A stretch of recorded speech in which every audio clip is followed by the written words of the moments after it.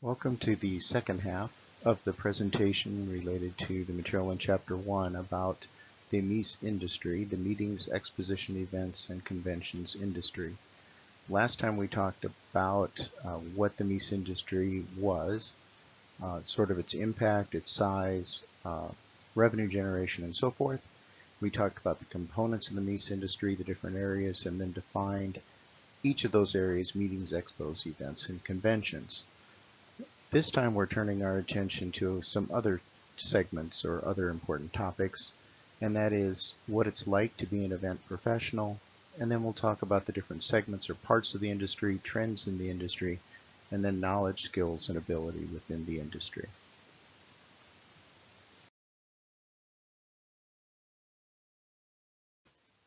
Let's begin the discussion by talking a little bit about what it's like to be an event professional. And to do this, I have a couple of videos from people who are relatively new to the industry, and you're going to hear from them firsthand about different aspects of the job. The first video is from Samantha, who is an event professional, and she discusses 5 realities of the job, things that can be seen as both positive and negative.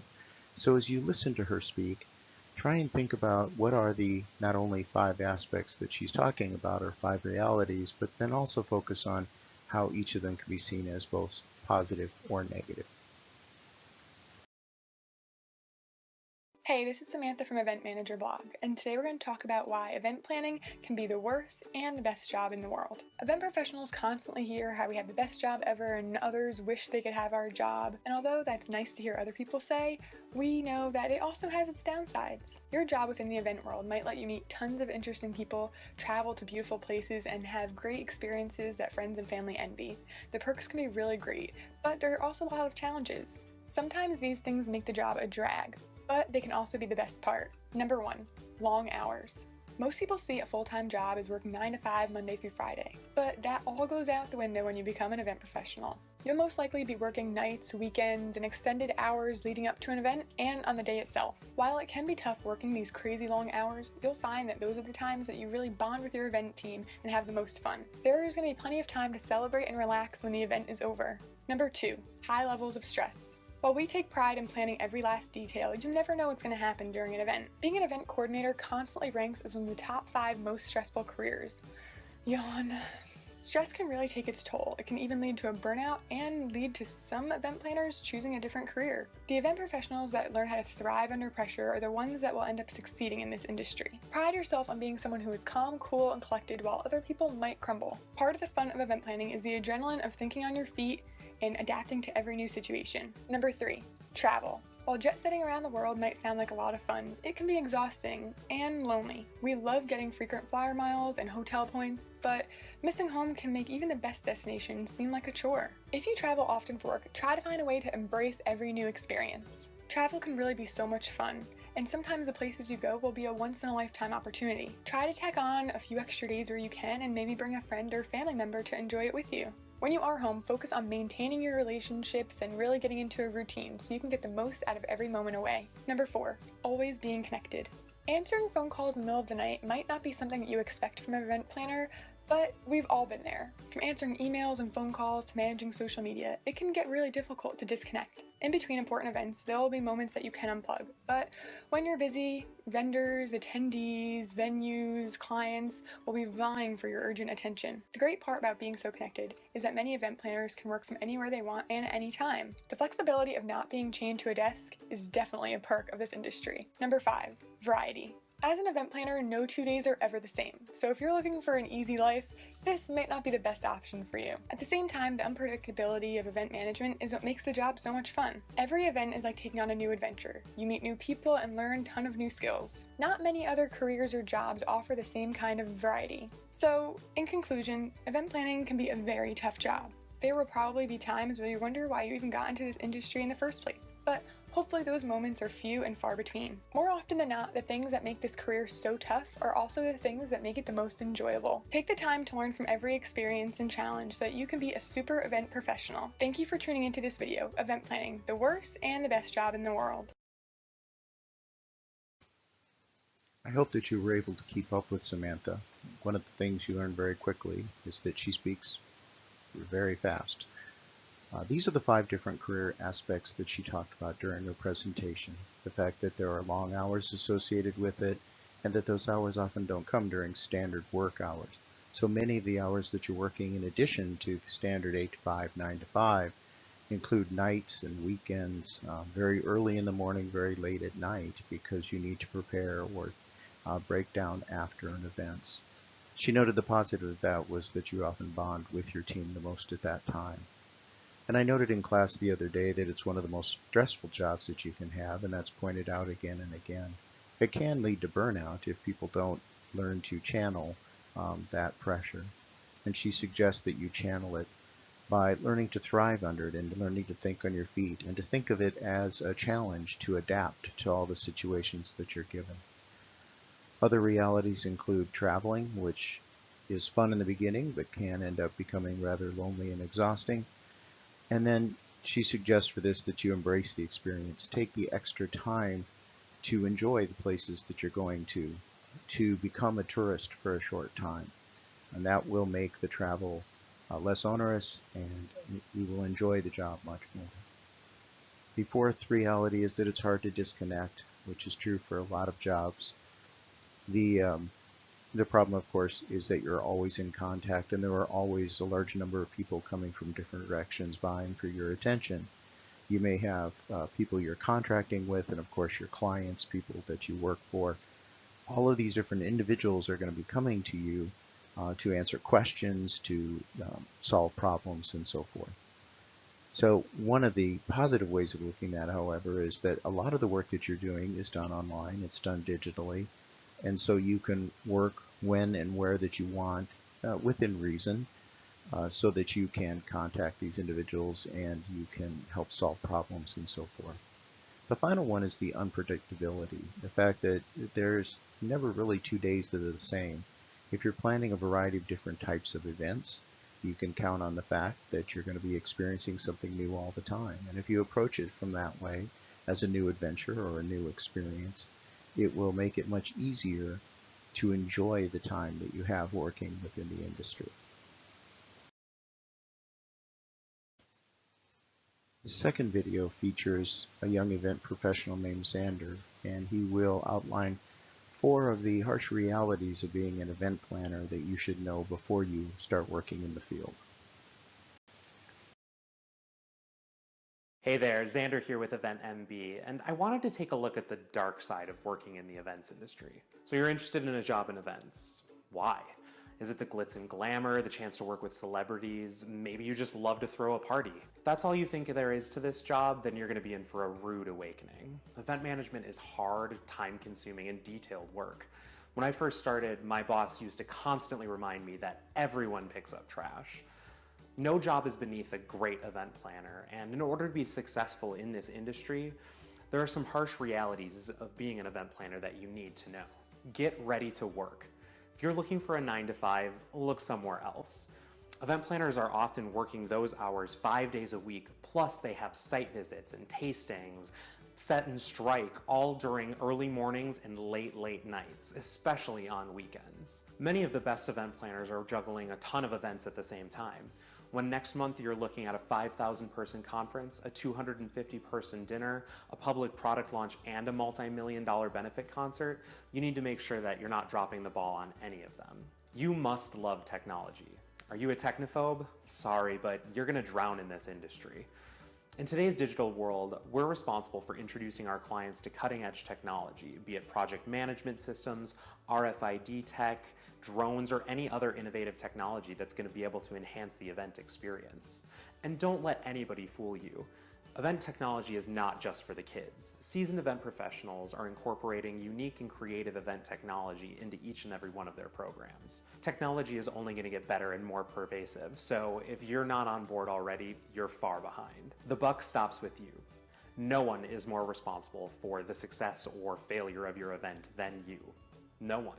There's no blame to pass along to the vendors that are late, or if your general session runs over, or if the AV team decides to put a spotlight directly underneath the sprinkler head and it happens to go off in the middle of your conference. True story. Our clients are looking to us for explanations for any mistakes, hiccups, or crises that they encounter during our event. Smart planning and seeing around corners is a way that you can help solve some of these issues, but some are simply unavoidable. We learn from those mistakes, and we're able to add those to our experience so that we know what to do the next time all hell breaks loose. You will never be an attendee again. Every event professional knows the scene. They walk into the cocktail reception for a friend's wedding. Appetizers are being passed, drinks are flowing, everybody's having a great time. Until you look over and see a highboy full of empties. Next thing you know, you're carrying a bus tray into the kitchen, straightening linens and lighting candles, all the list goes on. Once you produce your own events, it's hard to look past the flaws in those that you attend. Traffic flow is backed up at the festival. They probably could have used a better check-in system. Do you see those black bars on the screen on either side of the slides? Well, someone didn't communicate the right aspect ratio, or more likely, someone didn't listen when you asked for widescreen. The hardest events are ones that you're planning for other event professionals. We are quick to judge and quicker to share that feedback with both the planner and with the others that are attending. In conclusion, you should know what you're getting yourself into before beginning a career as an event planner.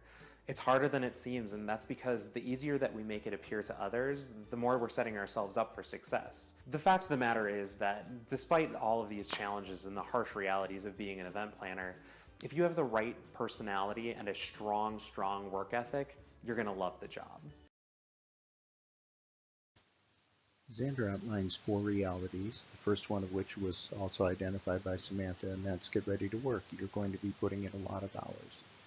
The second one, which is new, is that you have to love technology, and he talks about the use of drones and so forth, but one of the things that he mentions is RFID, and that's an identification device that's a radio frequency tagging that you can include on conference badges, for example, that will track where people are located in any given time and how many people are located in different meetings. It allows you to make adjustments as the event is going on. The third reality is the buck stops with you. In the end, you're going to be to blame for everything that happens, positive or negative, and you have to accept that, and you have to plan ahead and think about all of the different things that could possibly happen, and that's where he used the phrase, seeing around corners. And that's a risk assessment function that we'll talk about later in the semester. And then finally, you'll never be an attendee again. The more you study events, the more you start to critique the events that you attend. You'll often find yourself doing little things to help the event succeed, even if you're supposed to be a guest at the event.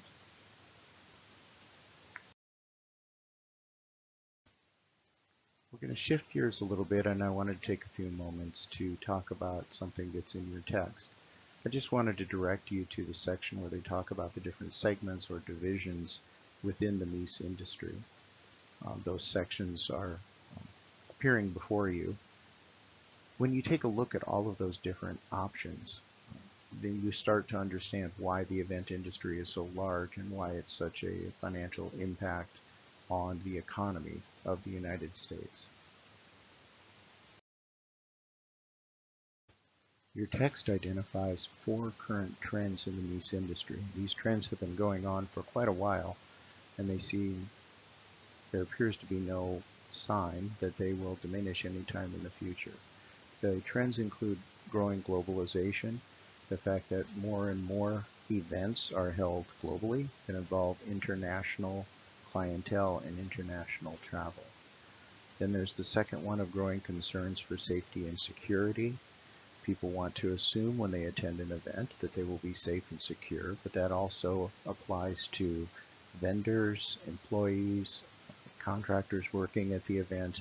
Everybody needs to feel safe and secure. The third trend is multiple generations attending an event. It's not uncommon to see events planned for additional family members attending and developing special programming just for them. The final one is probably the most impactful, and that's the corporate social responsibility trend.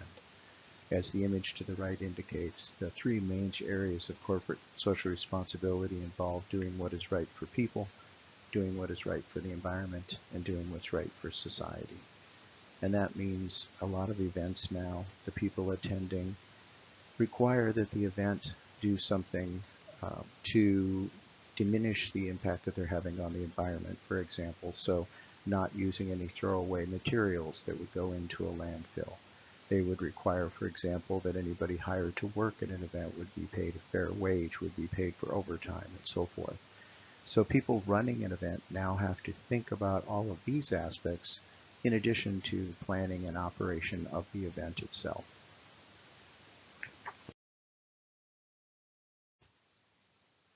As the MEEC industry has expanded and grown, there was never until 2011 a set of standards that could be applied for event professionals. And at that time, they developed a set of knowledge, skills, and abilities. Those knowledge, skills, and abilities are the fundamental skill sets, ability sets, and knowledge base that someone needs to be as successful as an event professional.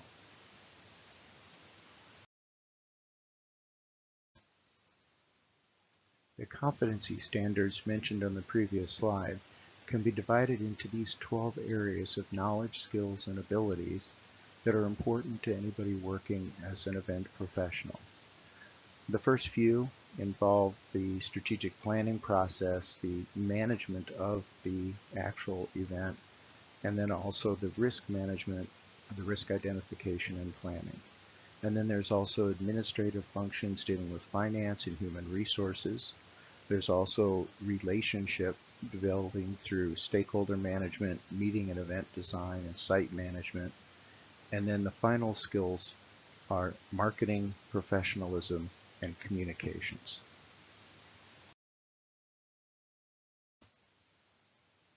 The skills and sub-skills discussed on the previous slides are developed over time and start with someone's education. And notice these three levels. The coordinator requires an undergraduate degree. This is usually an entry-level position and doesn't require an extensive amount of experience, whereas the manager is someone who has more experience and has the degree. The final level is usually someone named similar to director.